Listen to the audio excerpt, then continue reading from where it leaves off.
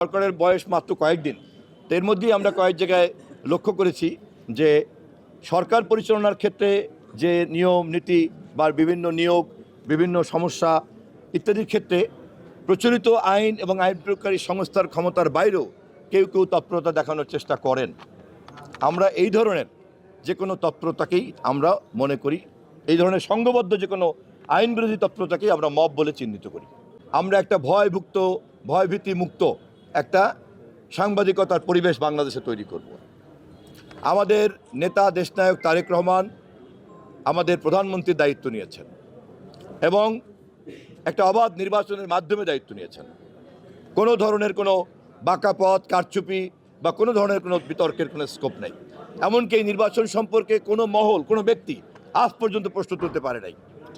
বাংলাদেশের জন্মের পর এত অবাধ নির্বাচন এবং এত বিতর্কিত নির্বাচন কখনো হয় নাই।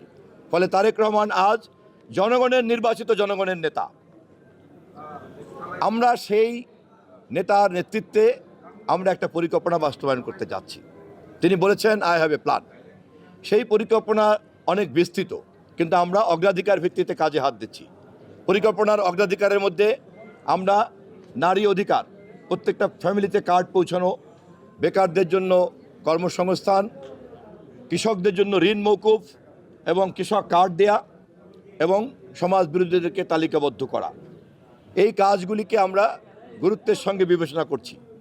আমাদের যে অবকাঠামোগত পরিকল্পনা, যেমন বিশেষ করে সারা বাংলাদেশে 20,000 কিলোমিটারের খাল খনন করার পরিকল্পনা আমাদের আছে।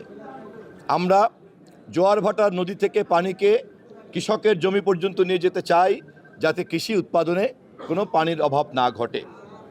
আমরা অবকাঠামোর ক্ষেত্রে বাংলাদেশের বিশেষ করে বন্দরগুলিকে, নৌবন্দরগুলিকে রাজধানীর সঙ্গে সম্পর্কিত করা একটা পরিকল্পনা আমাদের আছে এবং সে কারণেই দক্ষিণ বাংলার পায়রা বন্দরকে রাজধানীর সঙ্গে যুক্ত করার প্রশ্নটি আমাদের গুরুত্বের সঙ্গে বিবেচনা করতে হচ্ছে এবং সে কারণেই ভাঙ্গা পর্যন্ত, পায়রা থেকে ভাঙ্গা পর্যন্ত আমাদের 4 লেনের রাস্তার কাজ আমাদেরকে নতুন করে আবার প্রক্রিয়া শুরু করতে হবে। আমাদের এই অঞ্চলে ভোলাতে গ্যাস পাওয়া গিয়েছে, আপনারা জানেন, এবং এই গ্যাস যদি পরিপূর্ণভাবে উত্তোলন করা যায় তাহলে শুধু দক্ষিণ অঞ্চল নয়, সারা দেশের অনেক উন্নতির চাহিদা আমরা পূরণ করতে পারবো, জ্বালানির চাহিদা আমরা পূরণ করতে পারবো। ভোলা একটা দ্বীপ জেলা হওয়ার কারণে এখানকার উত্তোলিত গ্যাস সরবরাহ করার একটা সমস্যা আছে। সে কারণে ভোলা বরিশাল ব্রিজ এবং এই গ্যাস সরবরাহের যে নেটওয়ার্ক, এটা দুটোকে আমরা একভাবে মাথায় নিয়ে চিন্তা করছি। দক্ষিণ বাংলার উন্নয়ন নিয়ে যারা আমরা কাজ করব তারা এই বিষয়ে পরবর্তীতে বিস্তারিত পরিকল্পনা গ্রহণ করব।